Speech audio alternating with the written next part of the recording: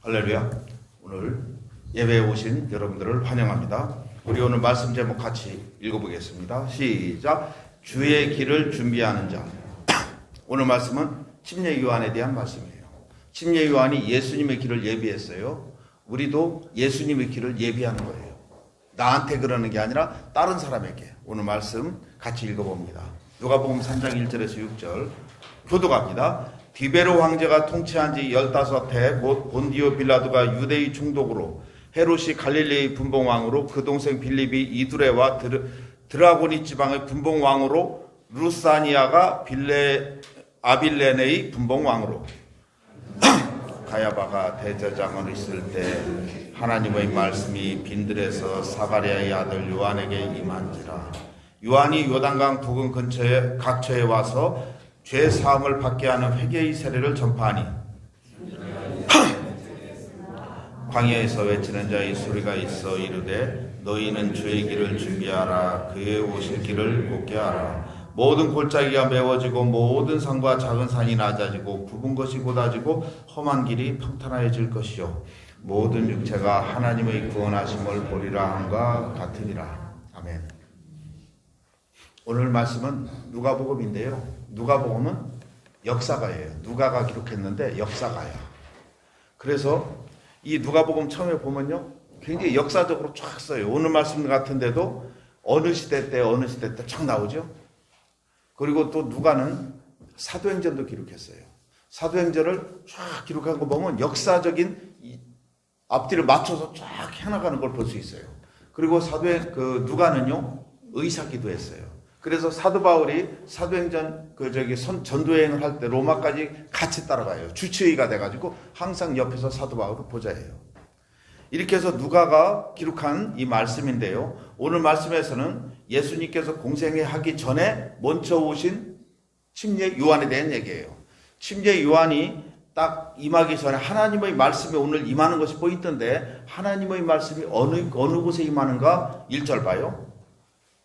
디베르 황제가 통치한 지 15해 곧 본디오 빌라도가 유대의 총독으로 헤롯이 갈릴리의 분봉왕으로 그 동생 빌립이 이두레와 드라고니 지방의 분봉왕으로 루사니아가 아빌레네의 분봉왕으로 안나스와 가야바가 대제사장으로 있을 때에 하나님의 말씀이 빈들에서 사가랴의 아들 요한에게 임한지라.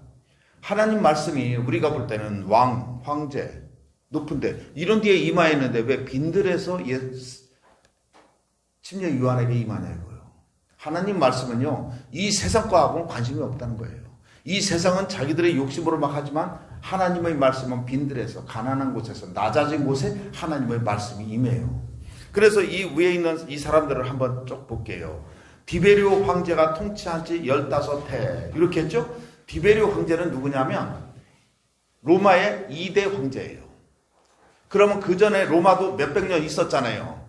그러면 그 전에는 공화정으로 있었어요. 공화정이라서 원로회의도 있고, 그리고 또 그 다음에 삼두정치가 또 있었어요.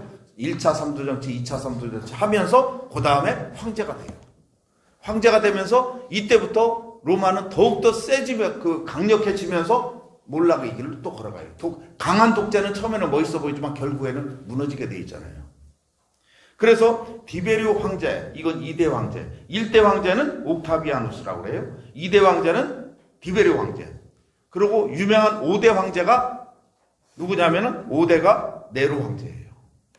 그래서 2대 황제 때 예수님 시대랑 같이 맞물려 있었어요. 그래서 이 사람이 디베리오 황제가 로마의 황제로 있었을 때 유다에서 갈릴리 지역에서는 분봉왕이 누구였냐면 헤롯이라고 그랬어요. 헤롯 왕이 갈릴리 지방의 분봉왕이었어요. 그래서 유대인들이 전부 다 로마인들이 전체를 다스리는 게 아니라 그 지역 사람들을 하나하나 왕으로 분봉을 시켜줘요. 그리고 거기에 군사적인 거나 모든 것에서 총괄을 하는 게 가이사라 빌립보나 가이사라 지역이나 이런 데다 총독을 두죠. 그래서 여기서 총독으로, 유대의 총독으로 빌라도가 세워지죠. 총독이요, 로마 사람이에요. 로마 군인이 와가지고 딱 분봉왕들을 다스려요. 그러니까 헤롯 왕이 분봉왕으로 있다 보니까 로마 황제가 임명해 주죠.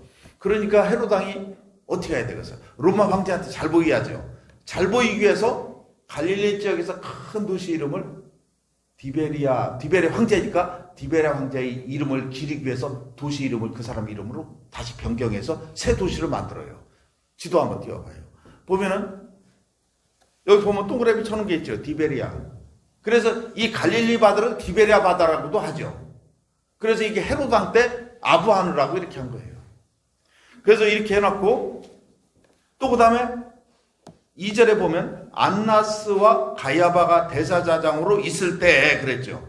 유대 나라에서는 대제사장은요 한 명만 있어요. 이거는요 종신제예요. 한번 대제사장 임명되면은 죽을 때까지 대제사장. 죽은 다음에 그 아들이 또 받아서 가는 거예요. 그런데 왜 2명이 있었을까요? 이 대제사장이 안나스가 정치적인 사람이에요. 종교 지도자면서 정치적이요. 그래서 로마의 권력자한테 뇌물을 주고 자기를 세워달라고 그랬어. 그래서 안나스가 대제사장이 된 거예요. 그런데 또 로마에서 다음 장관이 또 왔었을 때 안나스가 잘린 거예요. 잘리면서 그 아들들이 또 이렇게 대를 이어서 하다가 이 안나스가 또 다른 사람이 왔을 때 뇌물을 또 바쳐서 자기 사위를 대제사장으로 앉혔어요. 그래서 그 사위가 가야바예요.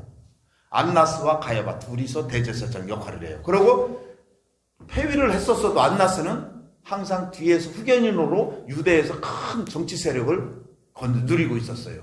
그러면서 이 안나스는요 항상 그 명예 대제사장이 되잖아요.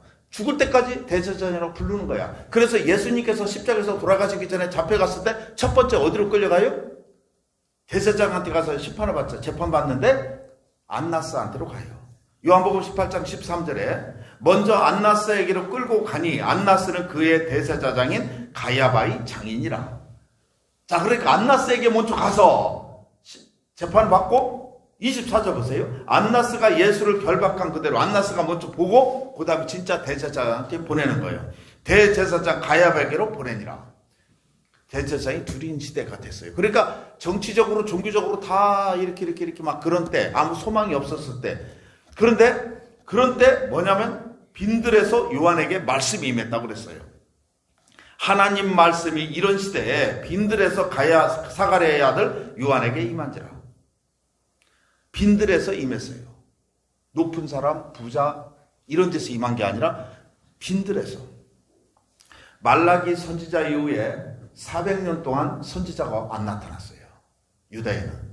그리고 말라기서 다음에 복음서가 있는데 400년간 아무것도 없어요. 하나님의 말씀이 없는 암흑시대였죠. 그래서 하나님의 백성이라고 자부하던 유대인들은요 400년간 하나님 말씀이 아무것도 나타나지를 않자 얼마나 두려웠을까요? 하나님이 우리 민족을 버리셨나? 이런 생각을 했을 거 아니에요. 그럼 아브라함부터 지금까지 인도한 것은 여기서 끝이란 말인가? 모세가 홍해 건너고 광야를 건너고 만나를 먹고 메추라기를 먹고 이 모든 것들도 그냥 그때 과거에 있었던 일이고 여기서 끝이란 말인가? 이런 생각이 들을 수 있잖아요. 400년간이나 아무것도 없으니까. 우리도 전에 예수 믿었을 때는 뜨거웠었어. 뜨거웠고 막 그냥 기도하면 잘 응답됐더니 왜 요즘에는 왜 기도도 안 되고 아무 응답도 없고 그러지? 이럴 때 있잖아요. 하나님이 나를 버리셨는가? 왜 아무것도 없는가? 전에는 응답도 잘 됐는데 나이 먹어서 더 안 되나 보다. 이런 생각을 하는 거예요. 그러면 하나님의 은혜는 여기서 끝인가 보다. 누가 말했어요? 요즘 유명했죠? 여기까지. 이제는 여기까지. 그 말들을 알죠? 이제는 여기까지. 여기까지라는 건가? 누가 주님 그동안 고마웠습니다. 여기까지니까 주님 그동안 고마웠습니다. 그럼 저희 어려움에 더 이상 역사하지 못하시는 주님에게 이만하지 가야겠네요 하고서 빠이빠이 하고 끝나야 하는 건가? 유대인들이 지금 그 짝이에요. 400년간 아무것도 없었을 때. 그런데 예상치도 못하게 빈들에서 하나님의 말씀이 임했다고 그랬어요. 이런 시대적인 배경에 하나님 말씀이 빈들에서 심지어 요한에게 임한 거예요. 하나님 말씀은 세상의 높은 곳에 임하지 않아요. 낮은 곳에 임해요. 가난한 곳에 임해요. 심령이 가난한 곳에 임하죠. 하나님 말씀은 낮은 곳으로 임하는 것입니다. 왕궁과 같이 높은 권세자들에게는 임하지 않아요. 그들의 관심은 세상의 권세와 물질과 화려한 것뿐이잖아요. 너무나 그런 것만 찾다 보니까 하나님의 세미한 음성이 안 들려요. 그러나 말씀은 세상과 동떨어진 소외되고 버려진 빈들에 있는 침례 요한에게 들리게 된 거예요. 우리가 천문대에서 별을 관찰하려면, 천문대는 어디에 있냐면 도시 한가운데 63빌딩이라든지 롯데 높은 빌딩 꼭대기에 쫙 하늘을 바라보고 이렇게 하면 좋을 것 같죠. 근데 그건 별이 안 보여요. 도시의 화려한 불빛 때문에 빛이 다 사라져 버려요. 별빛을 흐려져 버려요. 그래서 깊은 산 속에서 천문대를 만들어 놓고 산 꼭대기에다가 하면 빛이 차단이 되니까 잘 보이죠. 그래서 마찬가지로, 그래서 유대 지역 예수님 시대의 수도원들 있잖아요. 구약 시대 때, 천주교 때 수도원 같은 것들도 깊은 산 속에 수도원을 지어 놓죠. 도시에다 앉아 놓죠. 계속해서 하나님 말씀과 세상과는 떨어져서 하나님 말씀을 받으려고 그러는 거예요. 요한은 성령의 인도로 광야로 나갔어요. 이사야서 40장 3절에 외치는 자의 소리여 이르되 너희는 광야에서 여호와의 길을 예비하라. 요 말씀대로 침례 요한이 거기로 딱 광야로 나간 거예요. 그래서 동방박사 세 사람도 예수님이 태어났을 때 쫙 왔을 때 별을 따라왔어요. 메시아의 별을 보고 쭉 따라오다가 메시아의 별을 보다가 예루살렘 근처로 지나가고요. 야, 그럼 여기서부터 메시아는 왕궁에서 있을 거야. 왕으로 태어났을 거야. 유대인이 왕이니까. 왕궁으로 덜렁 들어갔네요. 그러다가 왕이 유대인이 왕이 났다고? 어디서 태어나냐? 조사 딱 해보라고 하니까 서기관들이 딱 성경을 딱 펴보는 거야. 베들레헴 에브라다야. 베들레헴입니다. 그래서 이 동방박사한테 너희들 베들레헴으로 가라. 거기다. 여기 아니다. 그리고 보걸랑 나한테 얘기했다고. 죽이려고 그런 거죠. 베들레헴으로 가는 길에 별이 다시 나타났어요. 가서 그 별 따라서 가보니까 베들레헴의 말구 위에 예수님이 누워 계세요. 하나님 말씀이 빈들에 있었고 마구 위에 천한 비천한 곳에 있었어요. 화려한 곳에 있는 게 아니죠. 우리가 화려한 것 쫓다가요 예수님 죽여요. 화려한 것 쫓다가 동방박사 세 사람이 예수님 죽일 뻔했잖아요. 그 당시에 예수님이 그래 피해서 3년간 피해 있었잖아요. 예루살렘 베들레헴 근처 사람 어린아이들은 다 죽였대요. 2살 아래는. 그래서 우리가 정치를 쫓는다거나 자기 야욕을 부리면요 항상 사탄의 역사가 일어나게 돼 있어요. 우리도 세상의 복잡한 것을 많이 들으면 영성이 떨어져요. 기도는 세상과 담을 쌓고 오직 하나님에게 초점을 맞추는 게 기도예요. 그래서 금식 기도는 특별히 뭐냐면 세상과 단절하는 거. 우리가 하나님 말씀을 외우면 좋은 것이요. 하나님 말씀을 계속 외우니까 그 말씀을 달달달달 따라간다 이거죠. 그러니까 그게 광야에 있는 거랑 비슷한 거예요. 말씀에 깊이 들어가죠. 찬양을 하면 또 좋은 게 세상에 문명하고 안 하고 찬양 속으로 깊이 빨려 들어가죠. 그 담을 쌓아가지고 깊이 들어가는 거잖아요. 기도를 하고 방언을 해도 그쪽으로 깊이 들어가는 거예요. 우리가 광야에서 빈들에서 있어란다 꼭 빈들로 갈 필요 없고 어디서든지 하나님을 만나고자 한다면 그곳이 빈들일 수도 있는 거예요. 그래서 침례 요한은 예수님의 길을 예비하는 사명을 가지고 6개월 먼저 왔죠. 그가 30세에 광야에서 무슨 메시지를 전했는가? 첫째로 회개하라고 하십니다. 3절에 요한이 요단강 부근 근처에서 각처에서 와서 죄사함을 받게 하는 회개의 세례를 전파하니. 자, 요단강 근처 광야, 유대 광야, 요단강 근처 이 얘기가 나오죠. 예루살렘 도시를 보면요 이스라엘은 지중해가 있고 블레셋 평야가 있어요. 그리고 쭉 구릉지대가 있죠. 그 산꼭대기에 베들레헴이 있고 예루살렘이 있어요. 산꼭대기에 800m 고지예요. 거기서부터 쭉 내려가면서 요단강이 있고 사해가 있어요. 그러면 800m 고지인데 예루살렘이 요단 계곡은요 수면 아래로 250m 더 아래요. 또 거기서 사해는 또 200m 또 아래요. 400m. 그러니까 실제 높이는 1000m가 넘는 거예요. 800m가 1200m 높이랑 같은 거지 이쪽에서 보면. 그러니까 습기를 머물러 오던 지중해의 바람이 구름이 쫙 오다가 산에 딱 걸친다고. 예루살렘 쪽에 딱 걸치면은 거기서 비가 다 뿌려져요. 그러니까 이쪽 평야지대가 지중해 쪽으로 된 평야는 항상 푸르러요. 그런데 고개를 딱 넘어가면서 건조한 바람이 돼요. 비를 다 뿌려놨으니까 그러니까 마른 무릎이 씩 지나가는 거야. 그러니까 중심을 산꼭대기를 중심으로 오른쪽 그 요단강 쪽으로는 비 한 방울 안 떨어요. 야속하게 비 한 방울 안 떨어져요. 그 고지대인데도 순전히 뻘거벗은 산이야. 그러니까 거기서부터 요단강까지 그냥 완전히 황폐한 산이에요. 그래서 그걸 요단 광야라고 해요. 그래서 침례 요한은 그 요단 광야의 그 속에 굴 속에서 살았고 거기서 메뚜기와 석청을 먹었다고 그랬어요. 광야지요, 거기는. 그래서 그 광야에서 수도원처럼 거기 살다가 하나님의 말씀을 받은 다음에 그런 다음에 그것을 회개하라는 메시지를 전달해야 하기 때문에 요단강으로 여리고 근처에 요단강으로 가서 침례를 주는 거예요. 그래서 침례 요한이 거기서 침례를 주는 것은 내 뒤에 오시기에 그 메시아가 내 뒤에 오시기에 회개하고 주님을 맞아들이라는 그 뜻이죠. 그래서 우리가 침례 요한은 메시아를 맞아들이려면 왕 중에 왕이잖아요. 맞아들이려면 더러운 죄가 있으면은 못 와요. 그러니까 회개는 내가 하는 거예요. 회개를 하라. 목욕을 시켜주는 거예요. 영적인 목욕. 그래서 그걸 상징으로 침례를 시켜주는 거죠. 죄 씻음 받는다는 그 뜻이에요. 그렇게 하면 우리 주님이 싹 들어오셔서 우리 안에 좌정하시는 거예요. 우리 집에 만일에 왕이 오신다면 우리가 얼마나 집을 깨끗하게 정리하겠어요. 지저분한 상태로 왕이 맞이했다면 왕의 신하가 먼저 와서 보고 퇴짜 맞아요. 나 너네 집에는 안 가. 못 가. 우리 왕을 이쪽으로는 못 보내줘. 딴 집으로 간다고. 딴 집으로 왕이 들어가는 집은 큰 상을 받는 거예요. 그냥 안 들어갈 거야. 왕이 한번 들어가면요. 상이라 뭐 줄 거 아니야. 금덩이도 주던지 이렇게 해서 착착착착 주고 가는데 자기 집만 빼놓고 갔어. 무슨 창피요. 주님이 이 땅에 오셨어.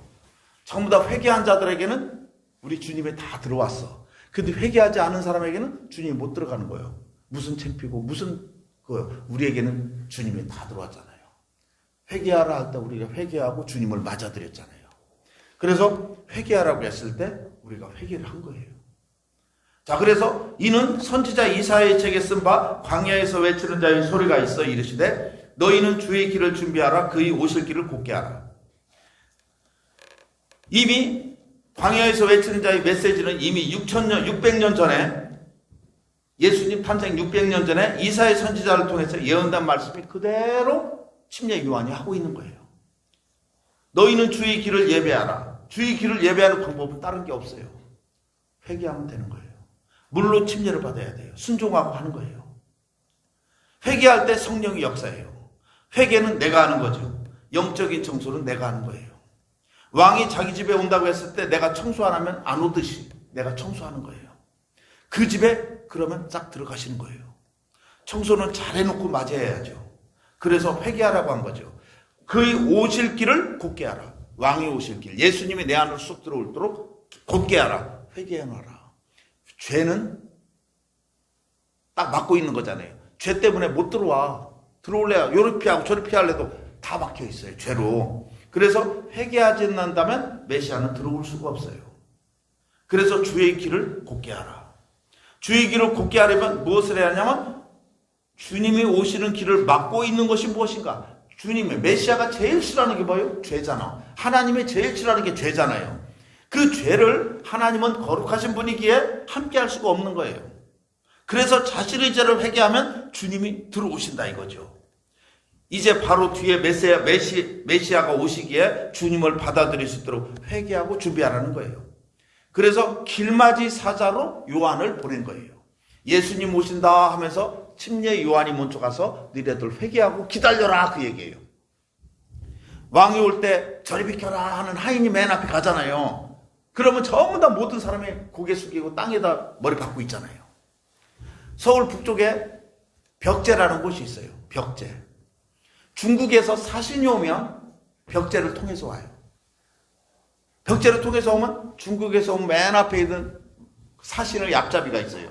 쫙 저리 비켜라 그러면 전부 다 멀리 가서 머리 숙이고 다 있는 거예요. 거기에 아무리 그 하인보다 높은 사람도 수그려야 돼요.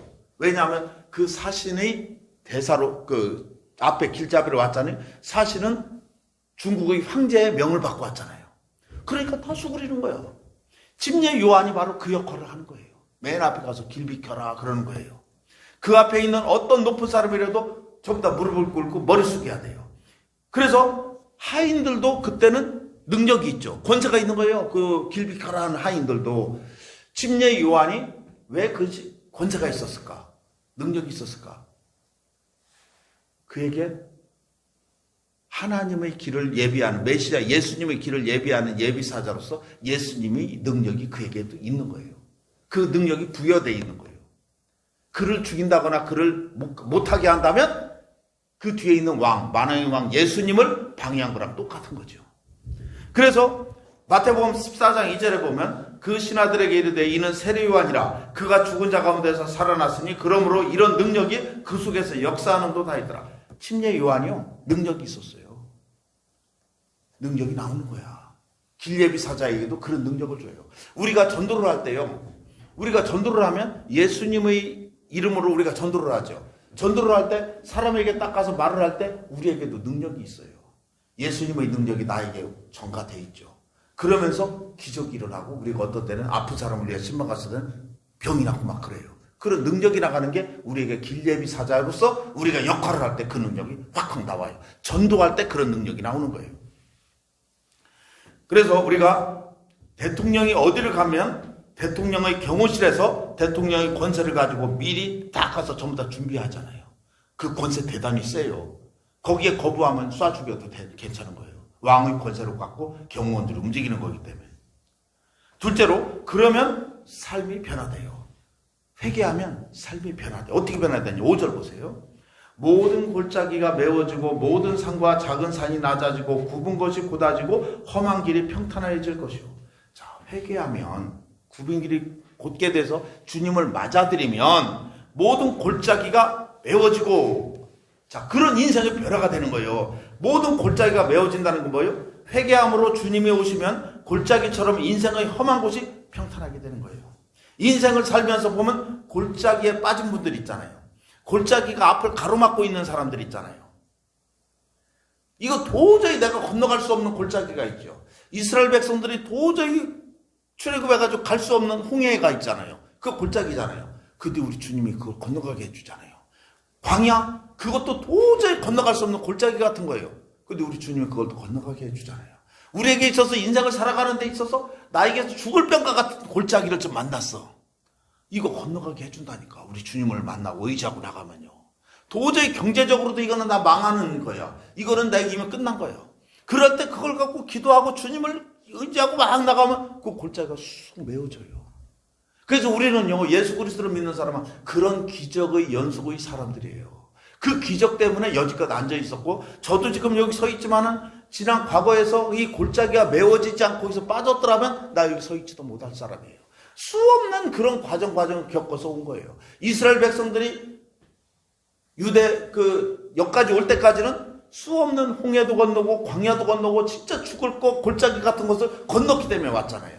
우리 개개인이 우리 예수 그리스도를 만나면요, 골짜기를 다 메워지는 기적의 역사가 일어나요.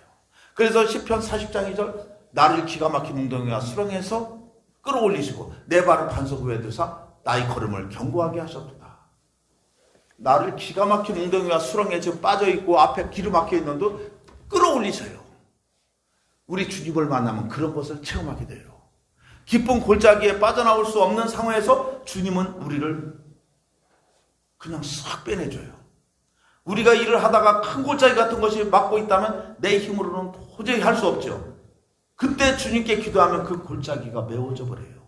언제 막고 있었느냐 알지도 못할 정도로 싹 표시도 없어져 버려요.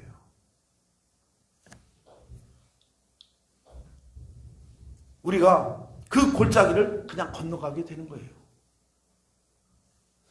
우리 믿음의 사람들의 인생에서 이런 골짜기를 다 넘어간 경험이 있잖아요. 자신이 그런 골짜기를 건너가게 되면 다른 사람이 골짜기 앞에서 두려워할 때 복음을 전해줄 수 있게 되는 거예요. 다른 사람이, 믿지 않는 사람이나 믿는 사람인데 골짜기 앞에서 벌벌벌 떨고 있어 큰일 났다고 할 때 내가 건너간 경험이 있잖아요. 그러면 그런 얘기를 해주는 거예요. 그래서 예수 그리스도를 믿고 기도하면 이거 넘어갑니다. 믿고 갑시다. 그러면서 그 골짜기 앞에서 벌벌 떨다가 우리 주님을 붙잡고 나오는 거죠. 모든 산과 작은 산이 낮아지고 주님 앞에서 높은 자나 낮은 자가 다 주님 앞에 낮아진다는 얘기예요. 이 세상의 어떤 높은 자들도 주님 앞에서는 아주 작은 자신을 발견하게 되죠. 주님은 창조주이기 때문에 주님 앞에 다 낮아지죠. 로마의 황제 디베리 황제도요, 주님 앞에서는 그냥 아무것도 아니라는 얘기예요. 창조주를 만났는데 이 세상에서 높은 것이 무슨 소용이 있겠어요? 예수님을 만나면 어느 누구도 아무리 높은 로마도 무너지게 돼 있어요. 무너지고 다 무너지는데 이 세상을 창조주 하나님 앞에서는 점도 아니에요. 큰 산과 같은 세계를 호령하던 나라들도 주님의 손에 있다는 거죠. 그 당시 세상을 호령하던 로마도 망했고 바벨론도 망했고 다 그랬잖아요. 이 시대 최고의 산이 누구인 줄 알아요? 우리 그 10년 전만 해도 전 세계 사람의 로망이 누구냐면 스티브 잡스였어. 맨손에서 세계적인 기업을 이룬 사람이잖아요. 신이요, 신. 스티브 잡스 하면 신과 같았어. 티셔츠, 검은 티셔츠, 청바지 입고 딱 나가서 브리핑하는 거야. 신제품 개발을 쫙 얘기하는 거야. 머리도 짧게 자르고 멋있잖아요. 신이요, 신. 로마의 황제보다 더 센 신 같아. 그런 사람도 암으로 그도 죽어야 했던 거예요. 아무 힘을 못 써요. 죽은 후에는 돈도 다 필요 없어요. 하나님의 심판대 앞에 서야 돼요. 주님을 만나게 된다면 우리는 겸손하게 돼요. 그 사람 주님을 못 만났어요. 주님이 오셨는데도 머리를 꼿꼿이 들고 있다면 죽는 거예요. 길맞이 사자가 따가서 비껴라도 머리를 빡 들고 서 있어봐. 그냥 죽잖아요. 우리는 주님 앞에 우리의 죄를 자복하고 용서를 구해야 돼요. 주님, 내가 잘못했어요 하고 서로 수그리는 자는 살아요. 이스라엘의 광야에서 불뱀에 물려 다 죽었죠. 노뱀을 딱 세워놓으라고 그랬어요. 그거를 보는 사람은 다 살듯이 우리 길맞이 사자가 전부 다 회개하라 그럴 때 회개하는 사람은 다 살아요. 근데 거기서 안 하고 내가 뭔데? 난 못 믿겠어 하고 딱 쓰는 사람은 총 맞아 죽어요. 베드로가 예수님께서 자기 배를 빌려줘가지고 강대상을 삼아서 갈릴리 바다에 설교를 했잖아요. 비유 설명했잖아요. 쭉 얘기했어. 그러니까 베드로가 처음에 그래서 그 강대상 빌린 값을 해주려고 예수님이 깊은 데로 가서 그물을 내리라 그랬더니, 아우 선생님, 내가 밤새도록 고기를 잡았지만 한 마리도 못 잡았습니다. 오늘은 고기가 없나 봐요. 그러나 선생님의 말씀에 의지해서 내가 그물을 내리라고 싹싹싹싹 해서 그물을 딱 던지니까 얼마나 많이 잡혔던지 2배 가득하게 끌어내면서, 그때 베드로가 어떻게 했어요? 이제서야 주님 알았습니다. 주님, 나는 죄인입니다. 주님을 몰라 뵀네 하고서 그냥 넙죽 엎드렸잖아요. 그래서 그는 살아났죠. 제자가 된 거예요. 거기에서 고개 빳빳하면 고기도 못 잡고 아무것도 아니죠. 부자 청년이 있죠. 어찌하여야 영생을 얻으리까. 돈이, 그 사람은 아주 돈이 있어서 딱 힘이 들어갔던 거예요. 그러니까 율법에 뭐라고 되어 있더냐. 그러니까 내 이웃을 내 몸과 같이 사랑하라 했습니다. 그러면 내 재산을 다 팔아 그들에게 나눠줘라. 그러니까 그는 재산이 많은 거로 근심하면서 갔다고 그랬어요. 웃기고 있네. 내가 왜 줘? 하면서 그냥 간 거예요. 고개 빳빳이 들은 거예요. 예수님의 말씀에 수그릴 줄은 몰랐어요. 그래서 그는 죽은 거예요. 우리 주님의 우리를 일으켜주시고 하나님의 자녀가 되는 영광을 누리는 거예요. 가룟 유다는요, 고개 들었잖아요. 같이 여기다 손을 넣는 자가 나를 팔자다. 주여, 나는 죄인입니다. 내가 그랬습니다. 하고서 엉엉 울고 그랬더니만 살잖아요. 거기서 고개 빳빳이 들은 거예요. 회개하면 되는 거죠. 바로 우리가 이 세상에 큰 산과 같이 잘 사는 사람이라고 부러워할 것이 아니에요. 큰 산이든 낮은 산이든 회개하고 주님을 믿어야 살게 됩니다. 사도 바울이요, 아그리빠 왕한테 취조를 받게 됐어요. 그러는데 뭐라고, 아그리빠 왕한테 뭐라고 해서 죄인임을 포승적으로 물렸는데 왕 앞에서 딱 얘기하는 거예요. 복음을 증거한 거예요. 쩍쩍쩍쩍 해서 예수 그리스도를 믿을 때 구원 얻습니다. 그러니까 아그리빠 왕이 너 미쳤네 그랬어. 그러니까 사도 바울이 사도행전 26장 29절에 바울이 이르되 말이 적으나 많으나 당신뿐 아니라 오늘 내 말을 듣는 모든 사람도 다 이렇게 결박된 것 외에는 나와 같이 되기를 하나님께서 원하나이다. 이 얘기를 다 하는 거예요. 왕이고 뭐고 필요 없습니다. 나같이 전부 다 예수 믿어야 삽니다. 이 얘기를 한 거예요. 성도들은요, 우리도 그래서 전도를 할 때 나보다 형편 좋고 나보다 잘난 사람한테는 전도하기를 무서워해. 저분들 제 사람들 뭔가 그러잖아요. 아닌 거예요. 사람은 높은 산이나 낮은 산이나 낮은 산이나 전부 다 하나님 앞에 낮은 거고 흔적이 없는 거예요. 그래 그 사람들에게 복음을 전하는 걸 두려워하지 말아라 이거죠. 아그리빠 왕한테 복음을 전하는 사도 바울처럼. 그래서 우리는 그들이 우리를 두려워하게 하는 그런 권세를 주셨어요. 어떤 사람에게도 우리는 복음을 전할 때 우리에게 권세가 더 나오고 사람들이 우리를 두려워하게 돼요. 그런데 쭈삣쭈삣하고 하면 사람들이 우리를 얕봐요. 복음을 싹싹 전할 수 있는 믿음의 용사들이 되길 기도해요. 그래서 박은혜 집사님이 병원에 가서 막 전하는 거예요. 사람들이 부러워하는 거예요. 예수 믿는 사람이 자기 아버지가 목사인데 박은혜 집사님 거기서 막 그냥 전도하고 예수 영접시키니까 어머 언니는 어떻게 해서 그렇게 하느냐고. 나는 목사, 우리 아버지가 목사인데도 그렇게 못하고 있다고 부러워하는 거예요. 그래서 박은혜 집사님을 그렇게 하는데 그렇게 전도하고 하니까 주변에서 막 까칠한 사람들이 있었잖아. 딴 데 다 가고 이제는 거기서 장이 돼버렸잖아. 하나님께서 제일 높여주셨고 거기서 그냥 그 뭐라 그래 거기서 하여튼 그 간호사 그쪽에서는 이렇게 높은 위치가 다 올라가게 된 거예요. 이제는 자기가 훨씬 더 자유롭게 할 수 있죠. 그리고 이런 권세를 우리에게 주셔요. 굽은 것이 곱게 된다. 인생의 굽은 사람, 비틀린 사람이 풀어지는 역사가 일어나요. 어린 시절에 성장이 안 좋은 사람 보면 장성에서 생각과 마음이 꼬부라져 있죠. 성격 장애가 생기죠. 그러나 그런 굽은 사람들도 예수님을 만나면 싹 풀어지게 돼요. 희한하게 그것이 더 은혜가 돼버려요. 다니엘 기도에 김희아라는 집사 있죠. 여기 혹부리 같은 밥맛 떨어지는. 그런데 그분이 예수님을 만나고 나서 자랑이 돼버린 거예요. 이게 마음이 곱아가지고 어머니가 이렇게 되니까 버려놓고 고아원에 부려놓고 갔는데 이제서야 딱 보니까 어머니가 해놓은 게 왜 하필이면 고아원에다 버렸냐. 이것도 자기를 살릴 길이고 또 이것 때문에 딴 사람들은 20살인가 이렇게 딱 되면은 전부 다 고등학교 졸업하면 고아원을 떠나야 하는데 이 사람은 원장이 특별히 쟤는 나가도 안 되니까 여기서 밥하고 여기서 일하려고 평생 직장을 주신 거야. 그러다 거기서 좋은 남편 얻어서 이렇게 살잖아요. 자랑이 되잖아. 희한하게 희한은 자랑거리가 된 거예요. 자기 인생이. 그래서 우리가 자기가 굽었던 인생이 예수님 만나면 탁 펴져. 뉴질랜드에 간 내 조카 얘기를 많이 하잖아요. 누나, 둘째 누님 믿음 좋아요. 부산에서 권사요.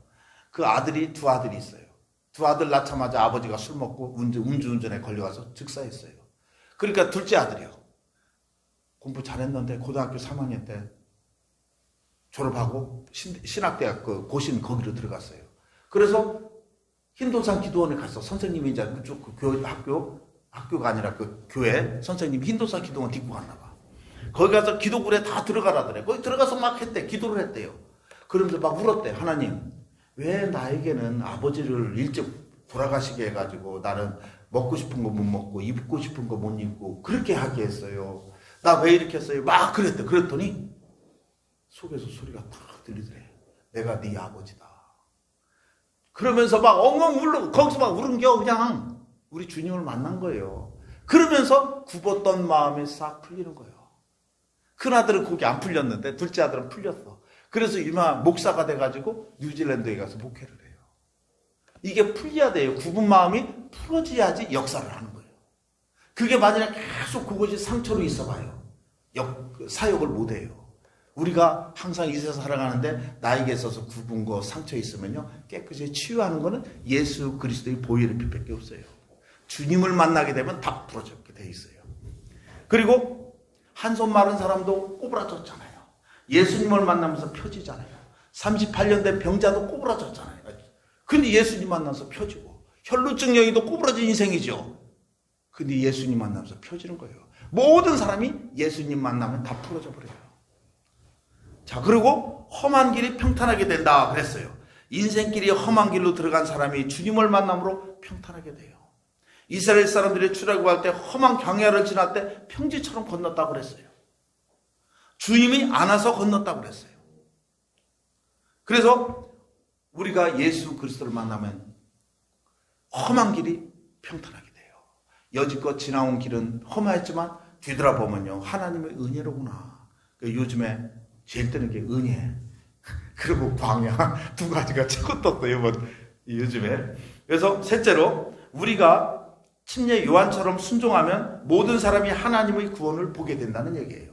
이제는 첫 번째, 침례 요한이 회개하라 복음을 전했죠. 그래서 그것을 받아들인 사람은 변하죠. 변한 사람이 침례 요한처럼 또 모든 사람, 나의 구원들을 보면 모든 사람이 나를 보고 구원을 또 얻는데요. 이제 다른 사람들도 6절 봐요. 모든 육체가 하나님의 구원하심을 보리라 함과 같으니라. 야, 우리가 구원함을 받으니까 딴 사람들도 막 덩달아 구원의 역사가 일어나네요. 그래서 이것이 표준 세번역에는 모든 사람이 하나님의 구원을 볼 것이다 그랬어요. 모든 육체가를 모든 사람이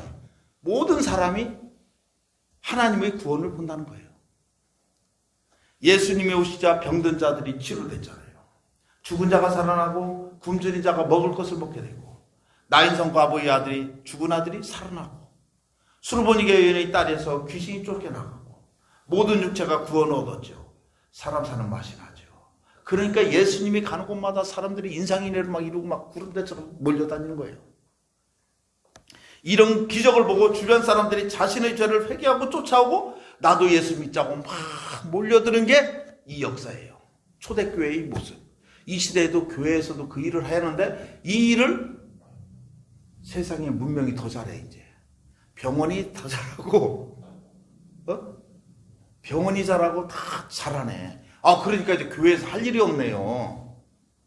병원 가면 되지. 그리고 또 그거 어디로 가? 돈으로 해결되네. 그런데 우리가 이 문제를 예수님에게 들고 나가서 자랑거리로 만들려면 기도를 할 때 자랑거리가 돼요. 우리 하정현 집사님이 지지난주 토요일날 목이 아파서 손발이 막 저려서 꼼짝 못했어요. 그래서 아침에 전화 왔어. 새벽에 막 못 움직여요. 손이 아파 죽겠대. 그래가지고 얼른 차 태워서 선사동에 외과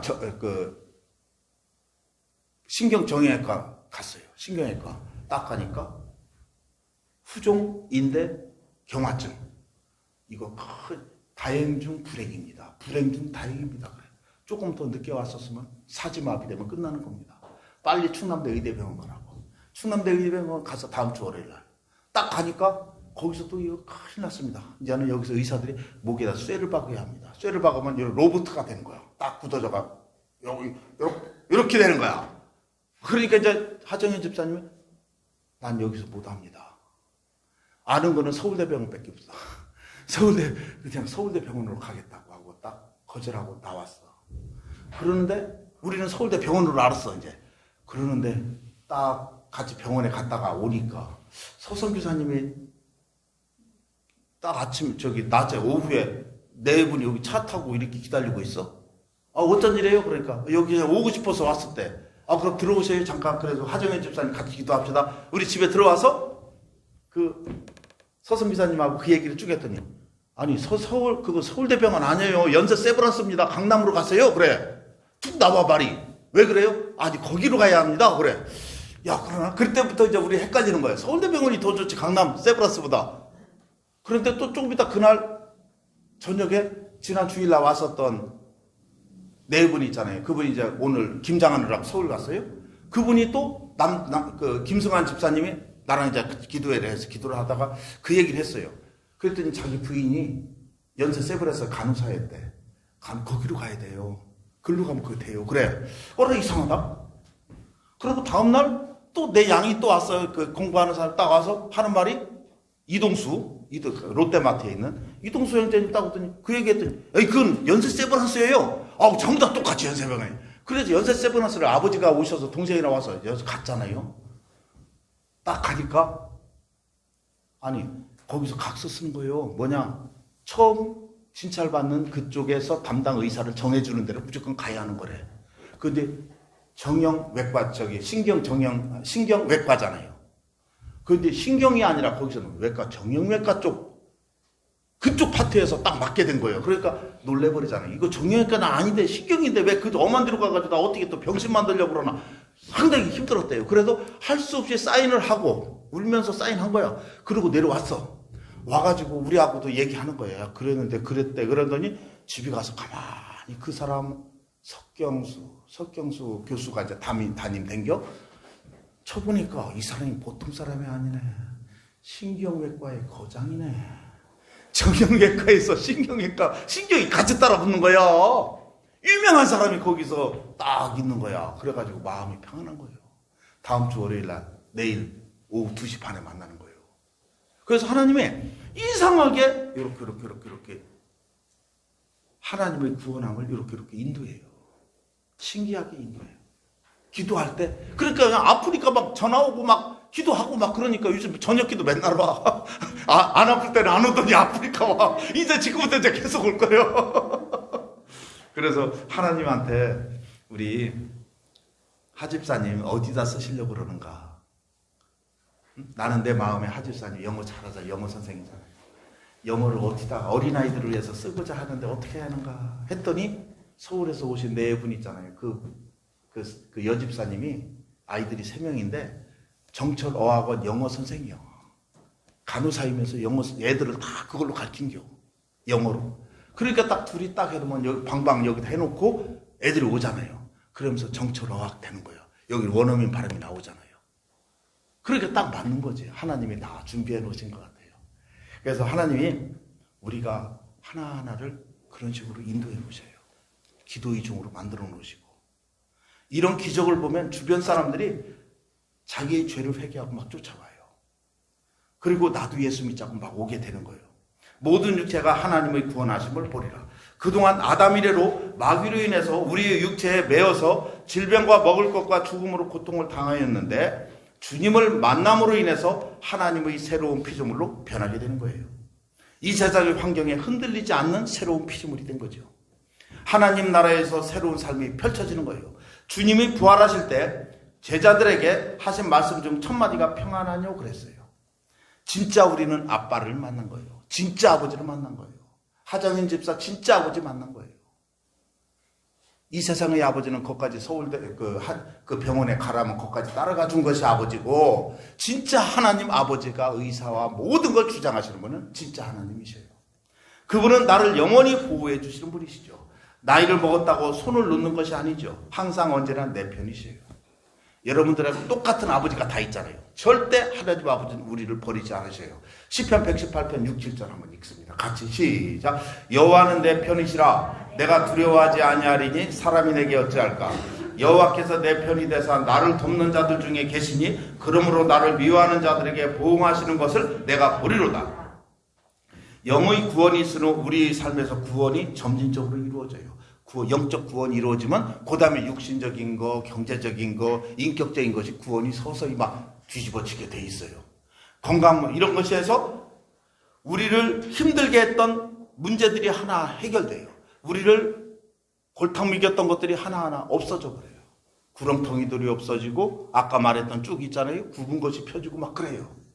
우리의 육체가 회복되어 거룩한 성전으로 지어져 가는 거예요. 이제 거룩한 성전이 돼 있어요. 그러므로 더 많은 사람들이 구원받고 육체의 구원도 이루어져 가는 거죠. 하나님이 이 땅에서 거할 처소가 없었는데 구원받은 사람들이 생김으로 거할 곳이 생긴 것이에요. 하나님이 이 땅에서 이렇게 구원하면서 들어가고 싶은데 전부 다 죄를 회개하니까 못 들어가. 회개하지 않으니까. 회개한 사람 속에서 한 분 한 사람 속에 거처를 정하시는 거예요. 에베소서 2장 21, 22절에 그의 안에서 건물마다 서로 연결하여 주 안에서 성전이 되어가고 우리들이 이렇게 모아서 성전이 되어가고 우리가 교회가 되는 거예요. 그리고 너희도 성령 안에서 하나님이 거하실 처소가 되기 위해서 그리스도 예수 안에서 함께 지어져 가느니라. 우리가 같이 지어져 가는 거예요. 하나님이 이런 세상 모든 사람들에게 성전이 연결되어지기를 원하셔요. 모든 사람이 한 아버지 밑에서 전부 다 자녀들이 되기를 원하셔요. 그래서 우리들도 예수님은 예수 성전에서 모퉁이 돌이 되고 우리는 그 기둥들이 되는 거예요. 서로 막 연결되어 있는 거죠. 이런 우리의 거듭나고 모든 분야에서 구원이 이루어지는 성전을 보고 사람들이 따라와요. 바로 성전은 예루살렘이 아름다웠던 솔로몬이나 헤롯 성전보다 더 아름다운 것이죠. 이제 우리의 믿음으로 새롭게 지어가는 성전들이에요.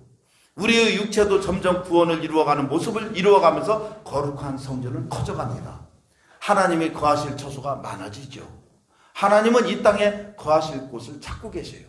창세기 1장 2절에 보면요, 하나님의 영은 수면 위에 운행하시니라. 땅이 혼돈하고 공함에 흑암이 깊음 위에 있고 하나님의 신은 수면에 운행하시니라.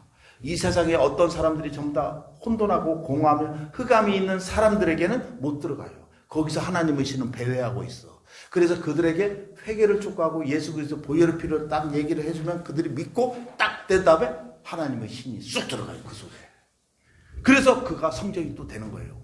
하나님의 영이 거하실 곳을 찾고 계시는데 거하실 곳을 준비할 자가 바로 길맞이 사자와 같이 역할을 하는 우리들이에요. 딴 사람들에게 예수님이 하나님이 거하실 곳을 만들어주는 그 사람이 누구냐? 우리예요. 침례 요한이 그 길을 만들어줘 예수님을 영접할 길을 했다면 이제는 우리가 그 일을 하는 거예요. 그래서 하나님 아버지의 마음을 알고 그들의 내면에 예수님을 영접할 수 있도록 복음으로 들고 가서 길을 예비하는 자들이 되어야 되는 거예요. 그들을 위해서 기도하고 말씀을 주는 역할을 하는 것이 길맞이 사자의 역할들이에요. 하나님은 그런 역할을 하는 자에게 권세도 덩달아 주셔요. 침례 요한에게도 권세를 주었듯이 우리도 하나님의 자녀들로서 권세를 주게 돼 있어요. 그래서 우리에게도 이랬잖아요. 예언의 연사, 치유의 연사 이거 나오기를 원해요. 나한테도 주세요. 이 길맞이 사자 역할 잘하면 그냥 주셔요. 전도하다 보면 그런 능력이 나와요. 예수 그리스도의 이름으로 이 세상을 다스리는 권세를 주셨어요. 그래서 우리의 말에도 능력이 있습니다. 베드로전서 2장 9절에 보면 그러나 너희는 택하신 족속이요 왕같은 제사장들이요. 우리는요 제사장들이에요. 제사장이라고 하면 뭐예요? 사람들이 죄를 하나님한테 대신 피를 뿌려서 용서 구하는 거잖아요. 그러니까 이 믿지 않는 사람들이 죄를 예수 그리스도의 보혈의 피를 소개해가지고 죄 씻음 받게 해주는 것이 우리 역할이죠. 그러면 그가 그래? 예수님 피가 나의 죄를 씻어주네? 네, 예수님 믿을게. 요거까지가 우리 역할이 제사장이에요. 그게 우리는 거룩한 제사장들이에요. 그의 기이한 빛에 들어가 계시니 아름다운 덕을 선포하게 하려 하십니다. 그러면은 그 사람들이 기이한 빛으로 싹 들어와요. 하나님 아버지의 품으로 들어간단 말이에요. 그게 우리가 바로 길맞이 사자들이에요. 그래서 우리가 침례 요한의 역할, 이제는 나도 구원받았다. 이제는 내가 그 역할을 하는 자들이 된 거예요. 그래서 우리가 그 역할을 하면 모든 육체가 하나님의 구원하심을 보리라. 우리를 통해서 하나님의 구원하심을 보게 되는 많은 영혼들이 얼마나 많은가에 따라서 그 사람의 천국에서의 불은 결정돼. 그 상급은 결정돼. 이 땅에서 부자고 잘나고 그게 아니에요. 천국에서 영원한 축복으로 살고 싶잖아요. 그 더 좋은 걸로 이 땅에서 많은 사람들을 전도하시고 그들을 하나님의 구원하심으로 인도하세요. 그러면 천국에서 영원한 기쁨을 누릴 수 있어요. 그러면 이 땅에서 그걸 안 했어. 천국에서 안타까워할 거 아니야. 아이고 내가 그때 더 잘할 걸. 천국은 똑같은 천국이지만 기쁨이 천차만별 다 달라요. 거기서 저 기쁨을 마음껏 누릴 수 있는 이런 것을 준비해내는 이런 교회 되기를 기도합니다. 오늘 말씀 갖고 기도합니다. 주여 한번 하고 기도합니다. 시작. 주여, 주님 감사합니다. 오늘도 귀한 말씀을 해주시니 감사합니다. 이 말씀으로 하나님 아버지 나가게 하시니 감사합니다. 주의 길을 준비하는 자가 되게 하시니 감사합니다. 믿음의 역사 이루어 주시니 감사합니다. 기적의 역사 이루어 주시니 감사합니다. 하나님께서 우리를 하나님 아버지 한 걸음 한 걸음 인도하심을 감사합니다. 주님, 우리는 하나님 아버지 믿음의 사람들입니다. 믿음으로 걸어갑니다. 기적의 사람들입니다. 주여, 오늘 하나님 아버지 귀한 말씀으로 회개하라 하셨습니다. 그러면 우리의 삶이 변한다 했습니다. 골짜기가 도두어지고 산마다 언덕마다 낮아지고 고르지 못한 곳이 평탄하게 되며 험한 곳이 평지가 되는 기적의 역사 하나님 아버지 그 안으로 들어가게 하십니다. 하나님의 기이한 빛으로 우리를 인도하시는 하나님을 감사합니다. 이제는 하나님 아버지에게 기가 막힌 운명과 수력에서 끌어올리시고 내 발을 반석 위에 두사 내 걸음을 견고하게 하셨음을 감사합니다. 주님, 오늘도 이렇게 하느냐 귀한 말씀을 주시니 감사합니다.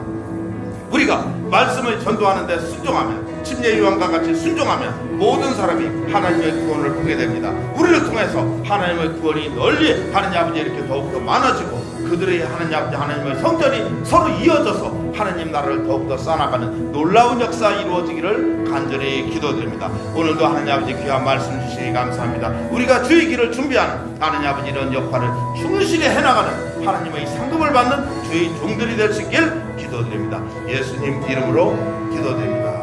아멘. 우리 광고 봅니다. 헌금.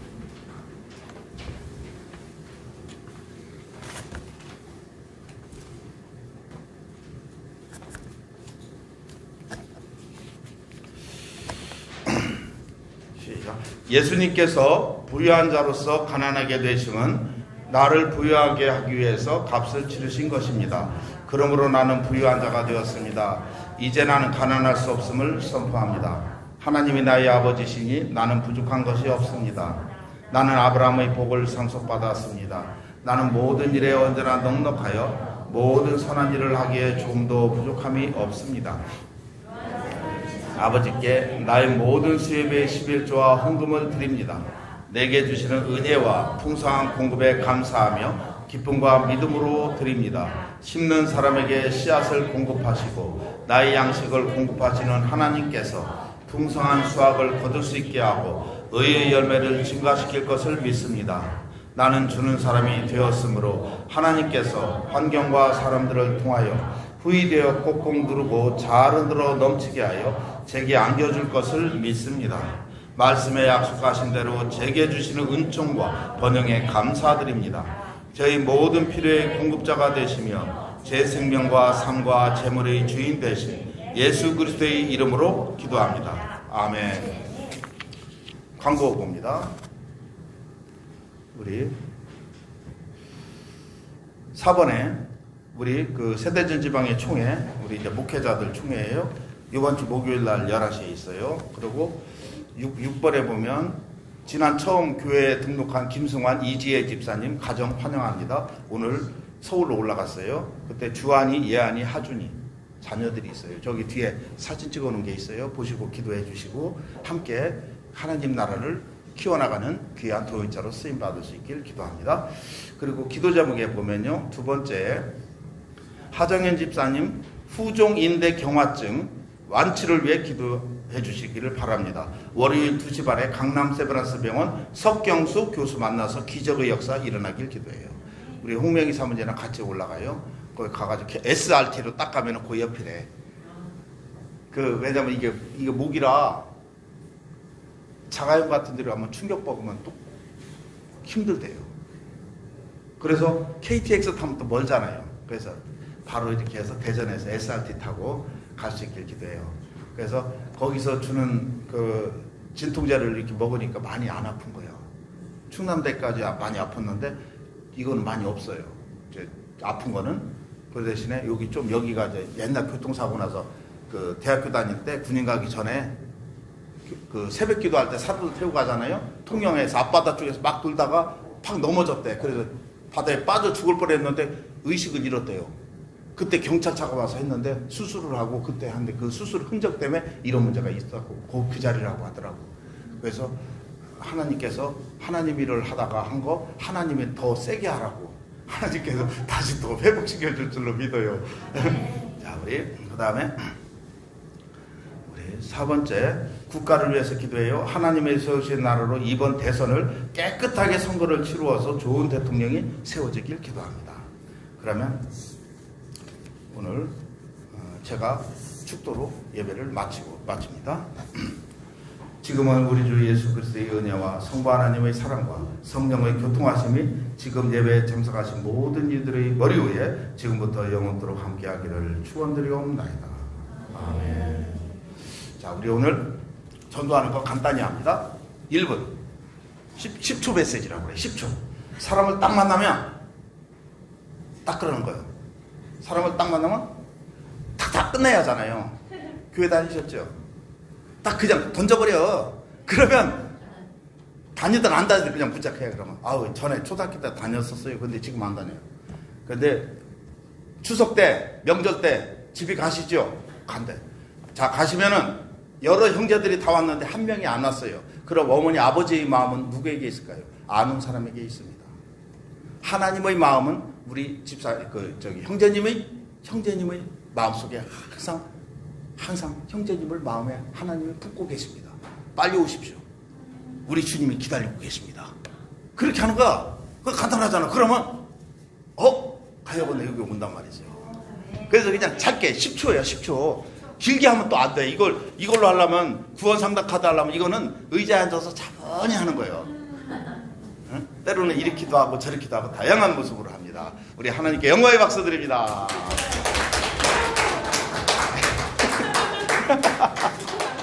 어?